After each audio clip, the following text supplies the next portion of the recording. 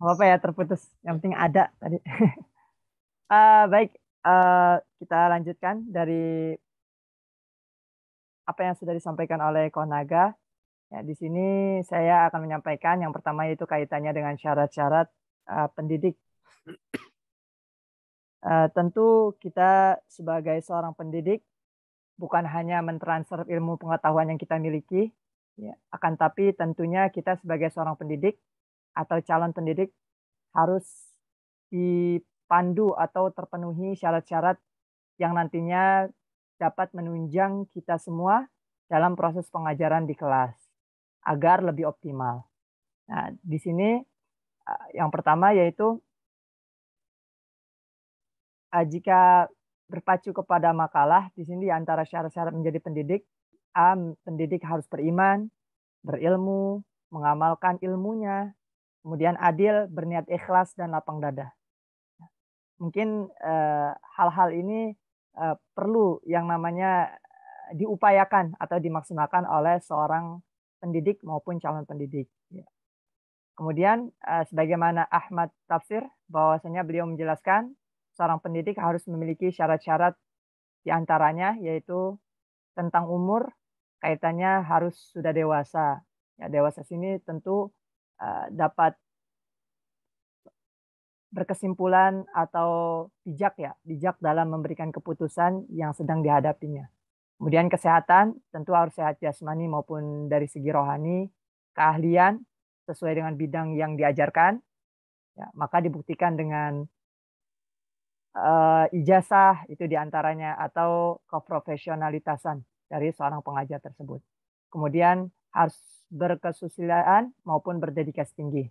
Nah, adapun sebagaimana disampaikan oleh Cahyadi Sekaryawan, beliau menyebutkan beberapa kemampuan yang semestinya dimiliki oleh seorang pendidik Muslim khususnya, yaitu mampu berbahasa Arab, berbahasa Indonesia, menulis bahasa Arab, menulis Latin, mampu berbicara, yaitu terutama terkait dengan sistematika dalam penyampaian ucapan, sehingga nantinya diharapkan dapat eh, memahamkan peserta didik ketika beliau melakukan pembelajaran di kelas.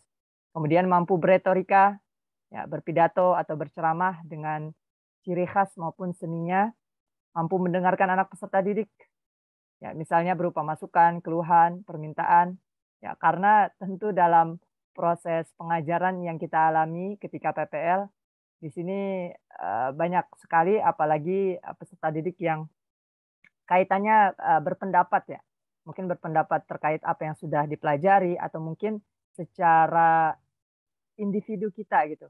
Mungkin ketika penyampaian kurang efektif, kurang menarik, sehingga mereka memberikan kritikan atau masukan. Dan ini kita harus menjadi pendengar yang baik juga. Kemudian mampu menyegarkan suasana agar kondusif, apalagi kaitannya bagi teman-teman yang kebagian jam mengajar di waktu-waktu yang rawan gitu ya. Sehingga di sini harus pintar dalam melakukan ice breaking mungkin atau mungkin kegiatan-kegiatan yang dapat mengkontrol atau mengkondisikan kelas agar tetap kondusif untuk proses pelaksanaan pembelajaran. Kemudian mampu berkomunikasi secara efektif, mampu bercerita. Ya, di sini cerita diantaranya yaitu mungkin para nabi, para rasul, sahabat, mujahid, atau mungkin dapat menyampaikan juga kisah-kisah terbaru ya atau update terhadap permasalahan yang sedang terjadi. Ya, tentu di situ ambil hikmah yang nantinya bisa disampaikan kepada peserta didik. Kemudian mampu memimpin forum, sebagaimana kita ketahui, ya, bahwasanya pendidik agama Islam tentu banyak kompetensi yang harus dicapai. Nah, adapun tambahan yaitu kompetensi leadership ya. Ini memimpin dan ini kita juga diminta untuk bisa memimpin forum. Mampu merespon dan menyelesaikan masalah yang dihadapi. Nah, ini kaitannya dengan syarat-syarat bagi seorang pendidik yang harus dipenuhi. Selanjutnya yaitu sifat pendidik. Bisa dibantu Pak Naga.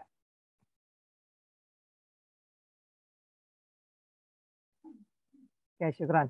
Adapun di sini sifat dari seorang pendidik, tentu kita pahami bahwasanya pendidik ini atau guru, ya, mereka ini bukan hanya menerima tanggung jawab atau amanat dari orang tua ya, ya, melainkan kita juga untuk memberikan dedikasinya kepada mereka, karena nantinya apa yang kita lakukan, apa yang kita laksanakan, tentunya semua ini menjadi tanggung jawab kita atau amanat yang nantinya di hadapan Allah Subhanahu wa taala. Jika di dalam makalah di sini ada ayat yang Allah Subhanahu wa taala menjelaskan, "Innallaha ya'murukum" bentar, "tu'addul amanati ila ahliha wa idza hakamtum bainan nasi antahkumu bil adli innallaha ni'ma ya'izukum bih innallaha kana sami'an basira." Yang artinya sesungguhnya Allah menyuruh kamu menyampaikan amanat kepada yang berhak menerimanya dan menyuruh kamu apabila menetapkan hukum di antara manusia supaya kamu menetapkan dengan adil. Sesungguhnya Allah memberi pengajaran yang sebaik-baiknya kepadamu. Sesungguhnya Allah adalah Maha mendengar lagi Maha melihat.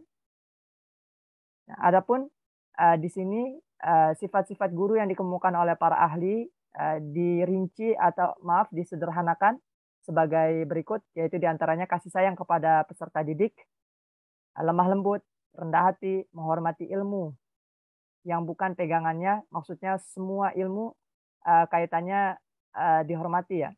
Kemudian adil, menyenangi ijtihad atau berusaha, konsekuen, perkataan sesuai dengan perbuatan atau selarasnya antara perkataan dengan perbuatan, dan juga sederhana. Adapun yang lainnya, pendidik hendaknya memiliki sifat-sifat berikut, yaitu zuhud dan ikhlas, bersih lahir dan batin, pemaaf, sabar dan mampu mengendalikan diri, bersifat kebapaan atau keibuan, ya dewasa. Karena dewasa itu pilihan ya, tidak memandang umur. Tinggal kita memaksimalkan dan mengusahakan. Kemudian mengenal dan memahami peserta didik dengan baik, baik secara individual maupun secara kolektif. Nah, di sini kita kalau mengamati antara sifat pendidik, tentu banyak hal-hal yang harus kita evaluasi di dalam diri kita masing-masing. Namun sebaik-baiknya kita tentu orang yang mau berusaha, berupaya untuk dapat memenuhi atas apa yang semestinya dimiliki oleh kita para calon pendidik. Lanjut.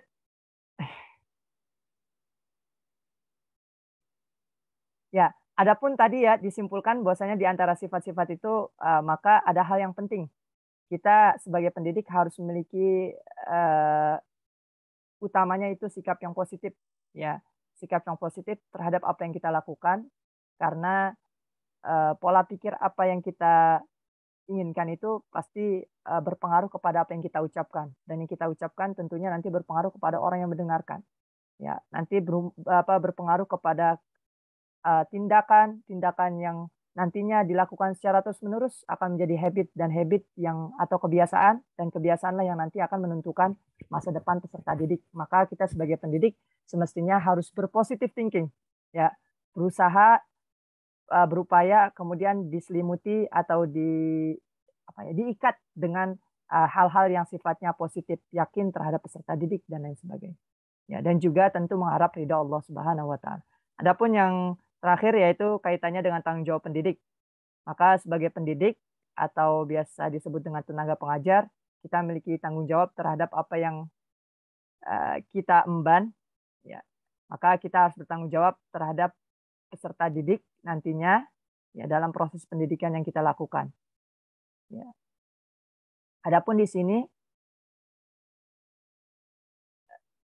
di antaranya yang pertama yaitu meneruskan dan mengembangkan pendidikan yang telah diletakkan atau dimulai oleh orang tua di rumah atau lingkungan sosial.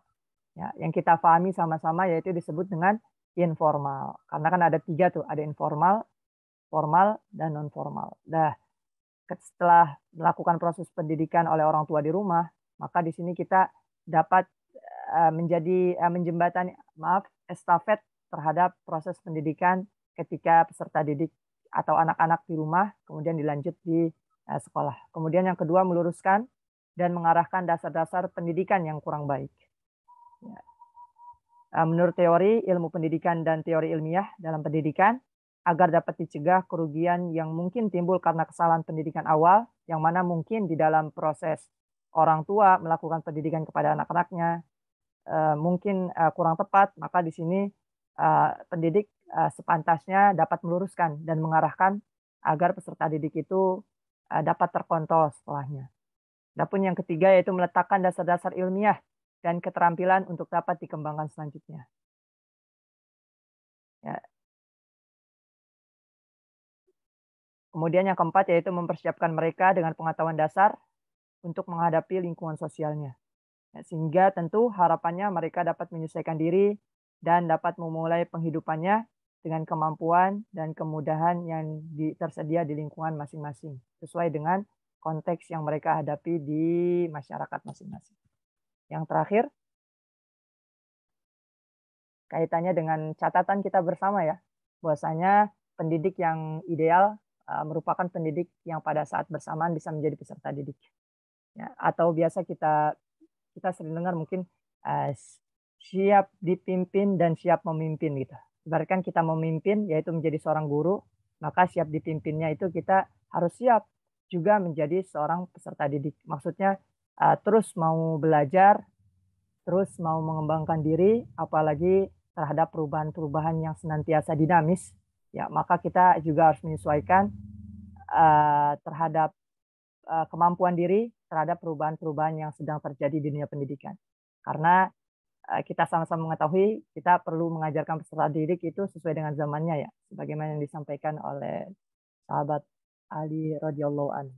Dan pendidik adalah upaya untuk mengeluarkan manusia dari sifat kebinatangan dengan sifat insaniah dan ilahiyah. Tadi sudah disampaikan oleh saudara Naga Kunadi. Demikian yang kami bisa sampaikan. Mungkin setelah ini bisa saling berkolaborasi atau ada catatan-catatan yang kiranya teman-teman mau menyanggah atau melengkapi. Demikian, syukron.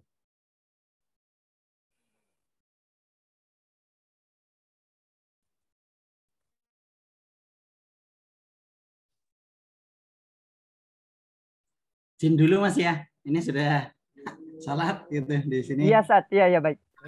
Izin ya. Izin bareng, Pak. Syarat pendidik terdapat 12 poin. Bagaimana jika dari poin-poin tersebut ada yang belum terpenuhi? Apakah bisa dikatakan tidak boleh mendidik agama Islam atau gagal mendidik? Karena agama Islam itu kan kompleks pemahamannya. Terima kasih. Itu pertanyaannya. Mungkin bisa ditampung atau mau langsung ditanggapi oleh Salman?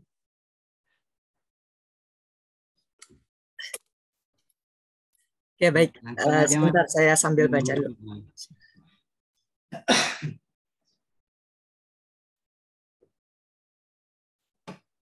Teman-teman yang lain bisa berpartisipasi untuk diskusi dengan pertanyaan-pertanyaan atau kritikannya.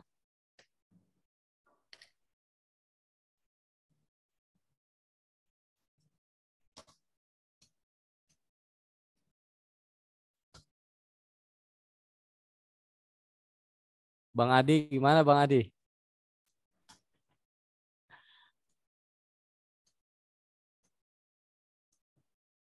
Oke, baik. Silakan teman-teman yang kiranya bisa diaktifkan videonya, bisa saling biar bisa interaktif juga ya. Kalau memang terkendala bisa kabar-kabar di kolom chat. Atau antum mau jawab duluan, Pak Naga? Ini saya lagi analisis sedikit nih. Siap. Masya Allah. Syekh, analisis.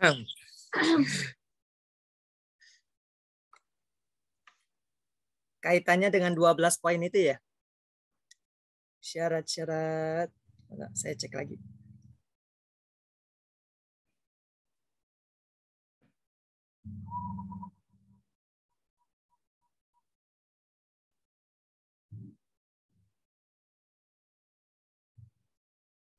Baik, coba saya sampaikan ya Pak Naga. Tadi yang ditanyakan oleh saudari Monika Fitri terkait teori dari Cahyadi karyawan, yaitu kemampuan yang semestinya atau upaya siogianya bisa dimiliki oleh para pendidik Muslim khususnya.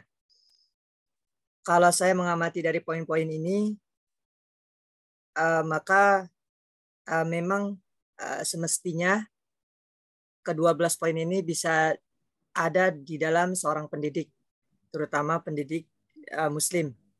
Ya.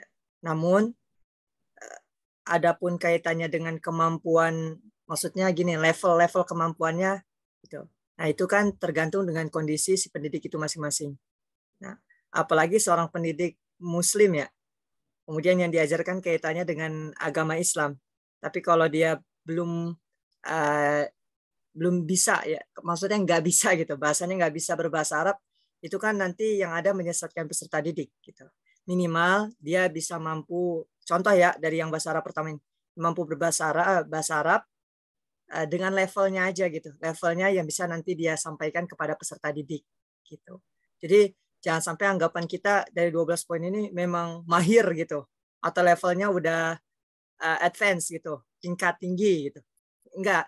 Kalau yang saya pahami memang 12 poin ini dimiliki oleh seorang pendidik seharusnya gitu, agar nantinya proses pembelajaran bisa lebih maksimal atau optimal, karena hal-hal poin ini saya rasa penting semua ya, apalagi kaitannya dengan komunikasi, karena sebesar apapun kemampuan yang kita miliki, tapi ketika seorang pendidik memiliki komunikasi yang tidak cakap gitu, nah itu jadi apa yang mau disampaikan akan sulit gitu transfernya. Nah, kalau menurut saya seperti itu Monica Fitri. Jadi 12 poin ini tetap semestinya dimiliki oleh seorang pendidik Muslim khususnya, tapi dengan levelnya masing-masing. Kayak kita, mungkin saya nih bahasa Arab saya masih level rendah gitu, tapi untuk bisa mengajarkan kepada peserta didik, ya kita nggak buta-buta banget gitu. Minimal mungkin selevelnya masing-masing. Wah, saya mampu mungkin di tingkat anak SD gitu. Jadi seperti itu sih kalau sepemahaman saya dari poin-poin ini, semestinya pendidik bisa mengupayakan itu semua. Karena ini kaitannya kompleks ya kepada peserta didik nantinya dari 12 poin itu. Mungkin Pak Naga mau menambahkan atau menyanggah, silakan.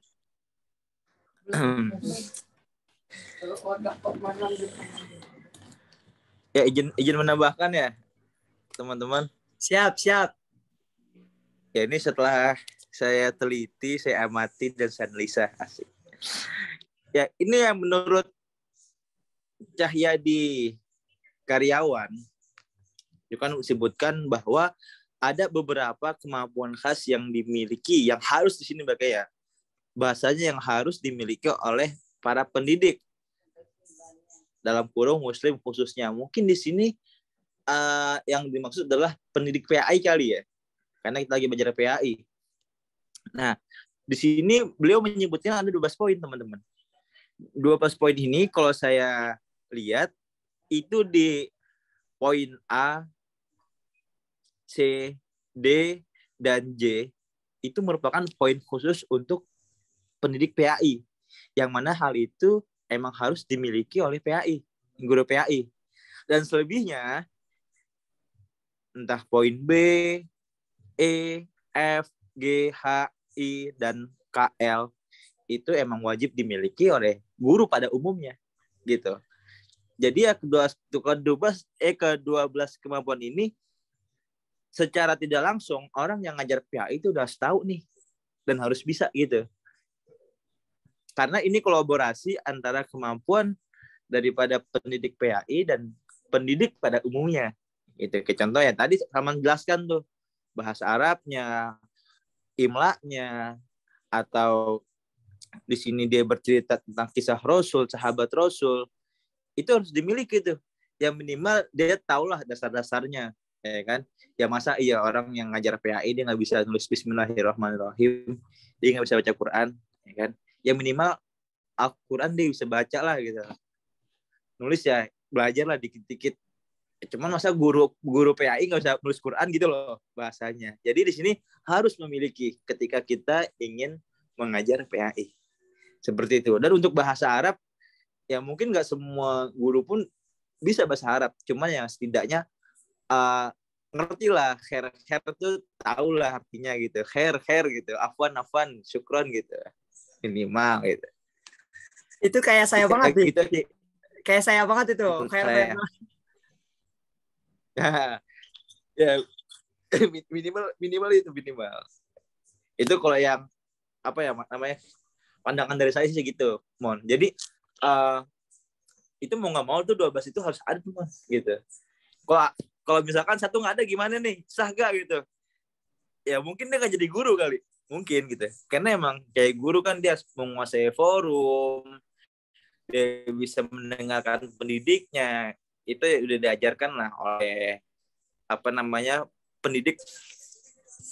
Terima kasih Bang Adi.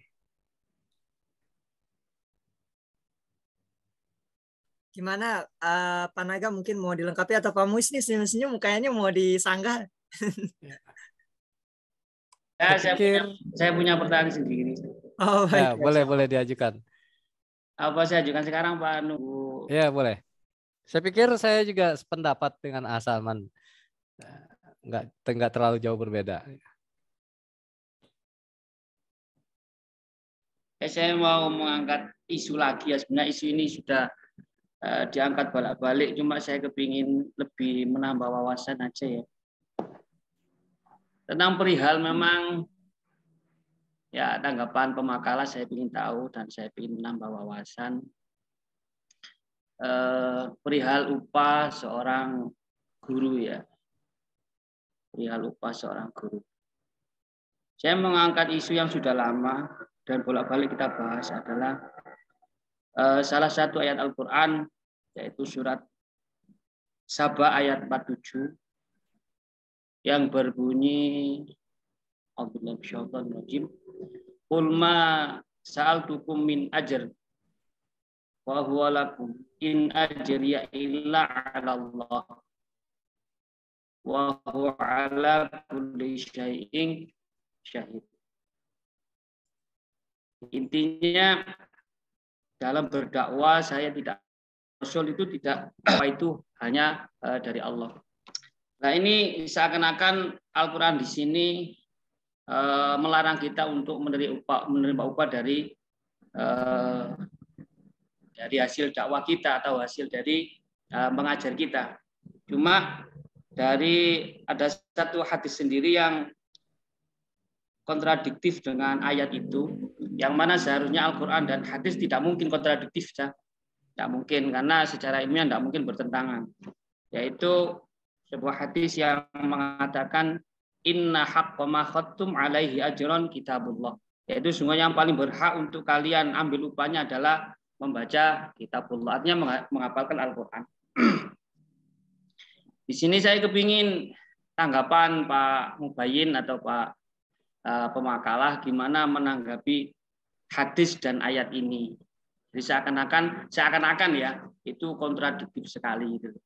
Yang mana Al-Quran melarang untuk menerima upah, sedangkan hadis mengatakan malah yang paling berhak untuk diterima upah adalah mengajarkan kitabullah. Demikian dari saya. Saya juga ada pertanyaan, Salman. Iya, betul. Ya, baik. Ya. Terima Ini, kasih Mbak, untuk sementara pertanyaannya. Ya. Yang bertanya tidak lebih paham daripada yang ditanya. Oke.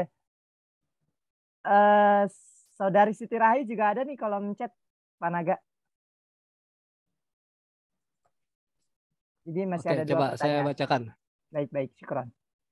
Saya bacakan dulu dari Siti Rahayu bertanya bahwa jika pendidik berusaha merubah dari sifat binatang menjadi manusia yang insaniah, namun terlihat bahwa sekarang ini banyak manusia yang kembali kepada zaman jahiliyah, di mana ia tidak mematuhi norma-norma kemanusiaan, banyaknya pembunuhan seperti berita baru-baru ini antar polisi, LGBT yang merebak, pelecehan seks yang sudah tidak asing lagi di berita-berita, dan banyak pula kemaksiatan yang ada sehingga ia jauh dari agama. Apakah ada kegagalan para pendidik sehingga pada zaman terlihat seperti gagal dalam penerapan akhlak, atau memang sudah sunatullah bahwa zaman kita mendekati zaman akhir? Terima kasih. Nah, itu pertanyaannya. Jadi inti pertanyaannya apakah kita gagal gitu? Pendidik itu gagal gitu dalam menerapkan akhlak, ya, atau memang sudah sunatullah ya. Kira-kira apa inti pertanyaannya di situ?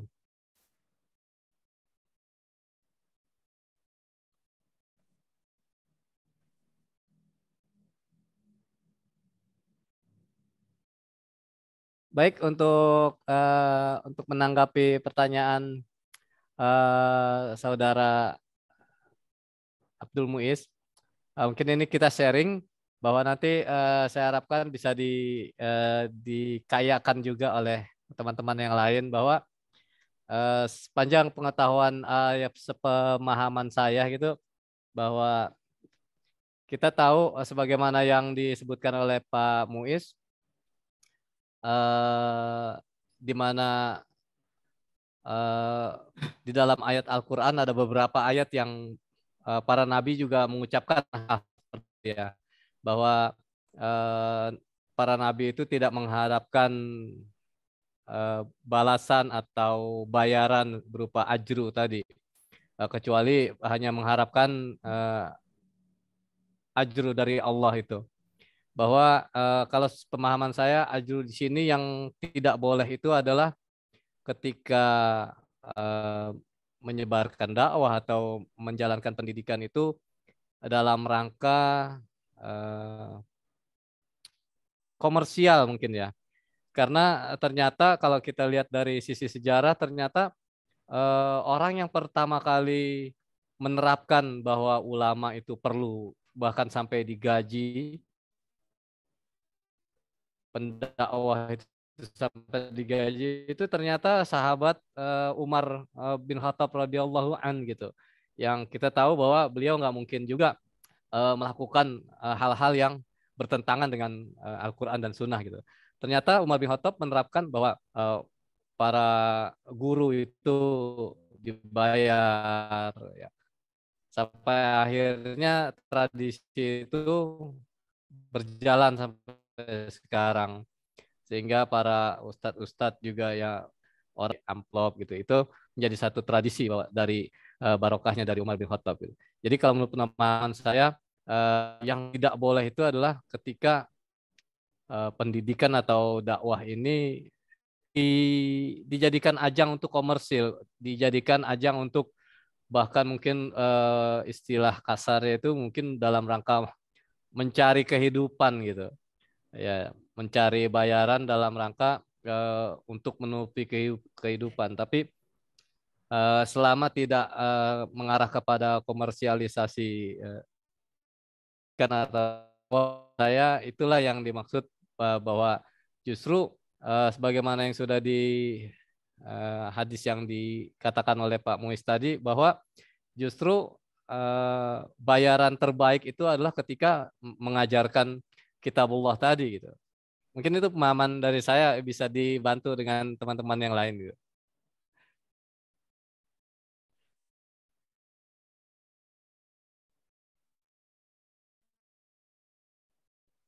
Bang Adi,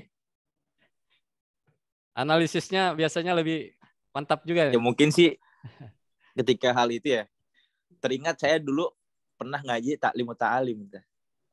Kalau kata Imam Syafi'i, gimana Salman? Ala la tanalul ilma illa bisitatin. Asik. Mungkin udah pada apa lah ya. Itu di antara itu ada upah itu. Ya mungkin dari si guru tidak mengharapkan gitu kan. Cuman kita sebagai siswa nih itu yang mengasih gitu. Nah, adabnya ya guru jangan minta gitu ya. Jadi kita mengodein aja anak-anaknya gitu. Biar anak-anaknya kita ajarin nih gitu, caranya begini gini. Seperti itu ya. Mungkin kalau saya gitu. Walaupun ya pada hakikatnya ketika kita mengajar ya itu kita harus ikhlas bro. Karena ajaran yang kita ajarkan itu bisa menjadi investasi kita di akhirat kelak. Kita ajarkan dia bismillahirrahmanirrahim, dari dia nggak bisa akhirnya dipakai tuh bismillah kan, ketika dia sholat ngaji sampai dia meninggal, itu pahalanya akan ngalir juga ke kita. Seperti itu. Jadi ya upah dunia yang nggak seberapa lah teman-teman. Gitu. Asik, gaya banget ya. Ya begitu kurang lebih teman-teman. Makanya gini, kok saya pernah dengar gini teman-teman. Ya kalau kita jadi guru ya, Mbok ya jangan diusahakan guru itu sebagai profesi kita gitu. Takutnya dikhawatirkan nanti kita malah ngajar niat buat nyari duit gitu. Padahal ada yang lebih mempunyai keutamaan lebih dari itu gitu.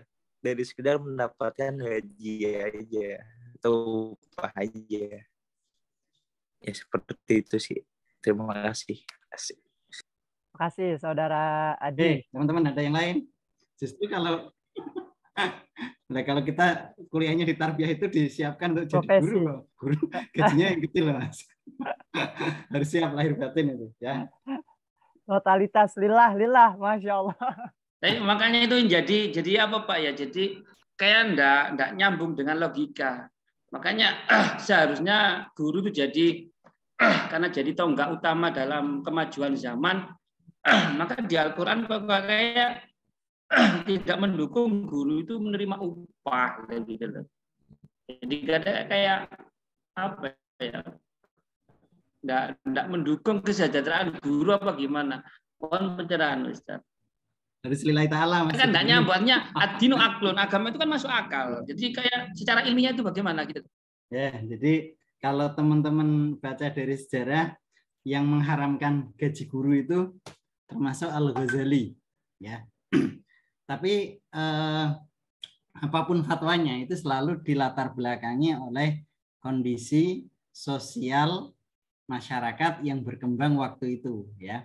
Al-Ghazali itu lahir pada zaman kekhalifahan Abbasiyah yang sangat memperhatikan kesejahteraan ilmuwan dan guru.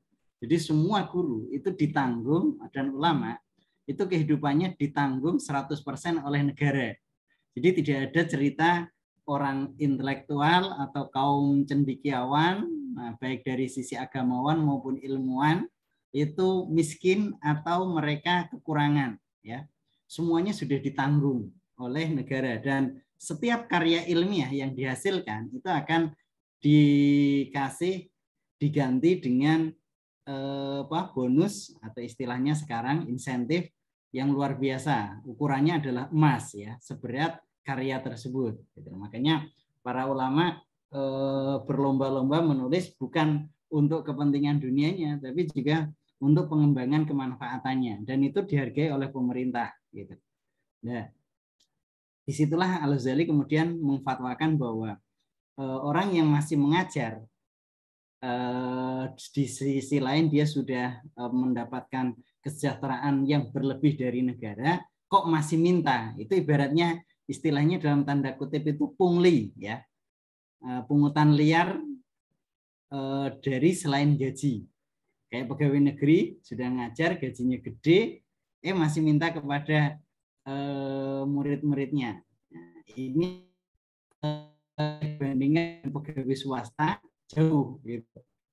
Swasta gajinya misalnya di bawah 1 juta, SPP-nya kalau SPP-nya murah itu selalu yang jadi korban itu guru dan dosennya gitu lah.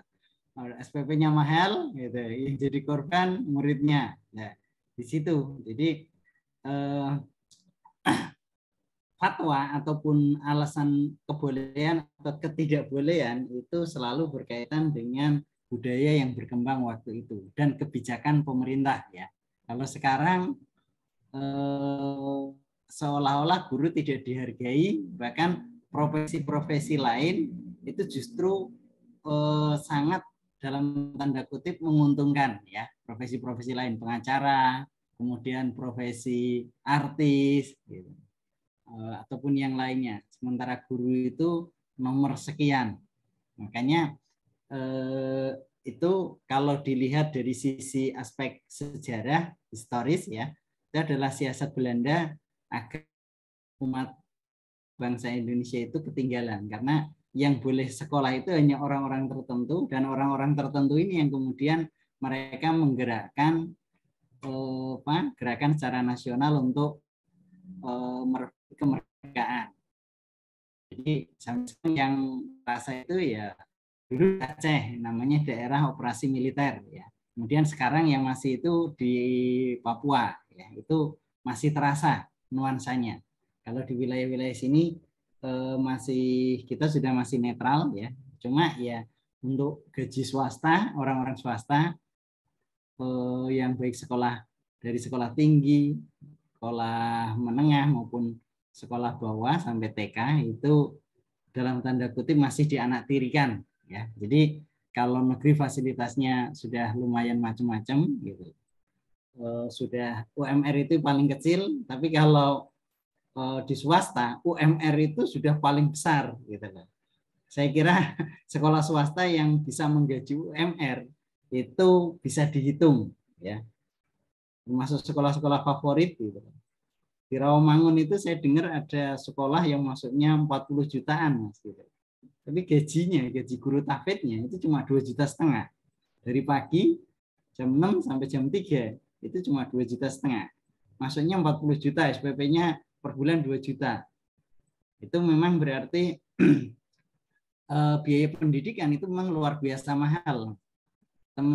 Di kita itu kemarin saya ngobrol sama salah seorang dosen itu setiap akreditasi itu wajib menyediakan jasa dana 50 juta murni biaya 50 juta plus dan lain-lain itu bisa nyampe 100 juta per jurusan ya. Kalau misalnya 10 jurusan itu berarti fakultas dan kampus itu harus menyediakan dana hampir 1 miliar untuk akreditasi, kepentingan akreditasi ya.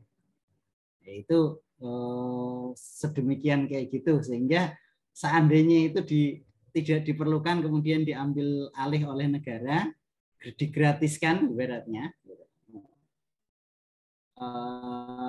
sekolah-sekolah swasta dan itu digunakan untuk kesejahteraan atau banyak ya gitu, lumayan mendukung lah. Nah, dosennya ditambahin amplopnya misalnya 3 juta misalnya, jadi 3.250.000 itu sudah senangnya luar biasa. Rezeki yang tidak dianggap tidak disangka-sangka gitu kan. Jadi ya kayak gitu Mas. Nah, jadi tiap ada akreditasi itu sekolah-sekolah rata-rata kampus itu harus menyediakan minimal itu 50 yang wajib gitu. Yang tidak wajib bisa menyampai angka 25 sampai 50 lagi, berarti ya sekitar 100-an lah itu harus menyediakan. Itu omongan ketika ngobrol makan siang di warung Padang kemarin itu kayak gitu. Ternyata memang biaya pendidikan itu mahal sampai gaji di TK itu 400.000 itu tidak menutup operasional. Di Babu Salam itu 400.000 itu untuk per orang. Itu untuk menutup operasional gaji guru, apalagi listrik, internet itu sudah tidak menutup gitu. Ya, itu padahal belum yayasan tidak ngambil sama sekali itu. Tapi kalau dialihkan ke gaji, kemudian ke operasional itu sama sekali tidak menutup. Jadi hampir seperti biaya biaya sosial gitu loh. Sekolahnya lebih mirip ke lembaga sosial. Makanya di situ kalau di Malaysia itu ada sekolah persiapan namanya. Orang yang mau jadi kepala sekolah itu khusus disekolahkan di sana. Itu ada lembaganya khusus. Bagaimana cara tata kelola, tapi itu didukung oleh kebijakan pemerintah. Kita kan ada, tapi pemerintahnya nggak bikin kebijakan yang memiskinkan ya, ibaratnya kan kayak gitu. Terus kalau di Brunei itu setiap guru yang ingin setiap orang yang ingin menjadi guru semuanya disiapkan dari kecil SD sampai perguruan tinggi dan itu digratiskan. Setelah jadi guru itu disiapkan fasilitasnya sehingga guru itu menjadi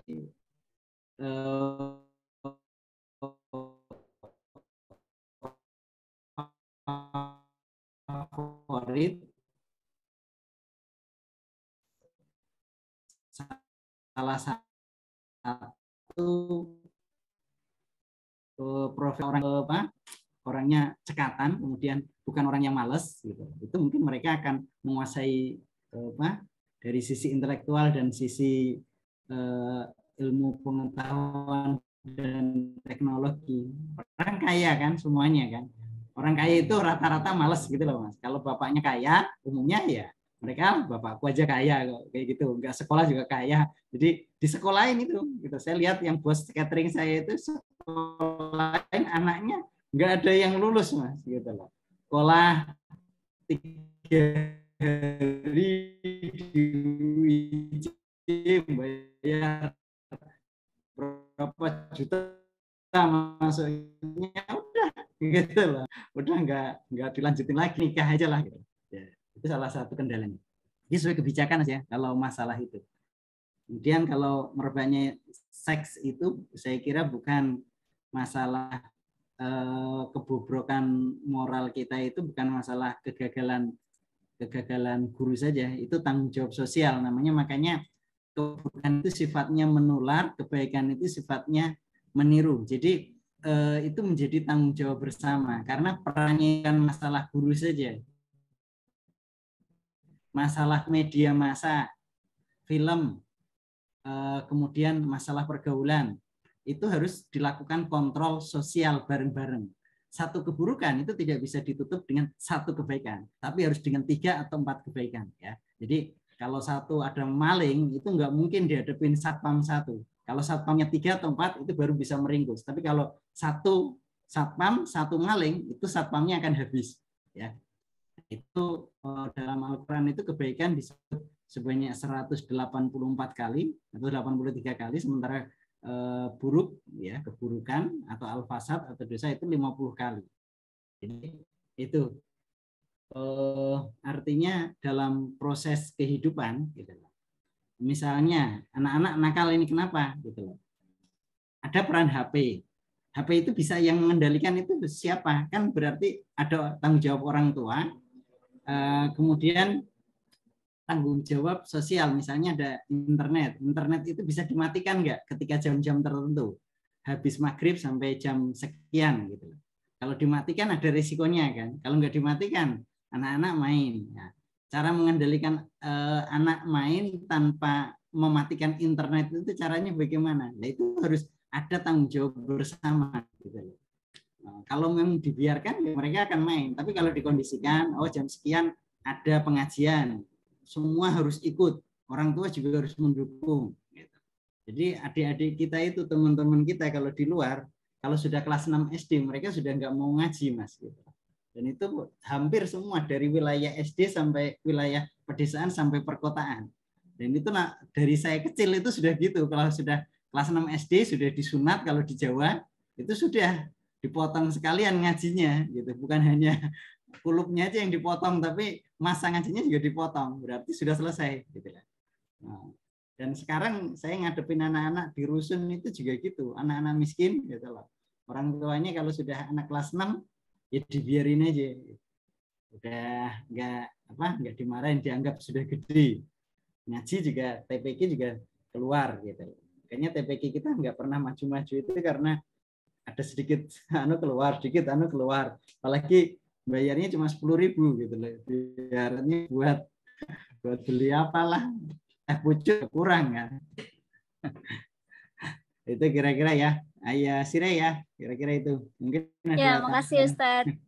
Tambahan yang lain, silakan. Jadi tadi Saudari Sirai, intinya kita tidak bisa menjustifikasi bahwasannya yang salah dari pendidik ya, sepenuhnya. Suara saya putus-putus ya, Mas Ada? Ya, Mas. Bisa, Mas. Bagus. Ya, kalau saya pahami, jadi kita nggak bisa menjustifikasi bahwa pendidik itu gagal atau salah sepenuhnya ketika banyaknya kebiasaan-kebiasaan yang jahiliyah. Karena kan lingkungan peserta didik itu juga kompleks ya, lingkungan rumah, sekolah, bahkan masyarakat. Ya. Dan cobaan-cobaan saat ini juga banyak gitu. Di antaranya tadi yang disampaikan media sosial, bahkan lingkungan yang kurang mendukung. Jadi nggak bisa sepenuhnya kita salahkan kepada guru yang gagal. Tapi catatan tentu semestinya saling bersinergi antara orang-orang terdekat peserta didik, baik guru, orang tua, maupun masyarakat sekitar, ya, agar nantinya tentu harapannya keburukan itu bisa semakin sedikit-sedikit terminimalisir lah. Demikian. Ya, terima kasih. Mungkin cukup ya, udah jam 8:05, khawatir Sabtu ada mata kuliah lagi antum, Ustaz. Iya Mas, ada Mas, kelas D. Oh, kelas D. Mantap.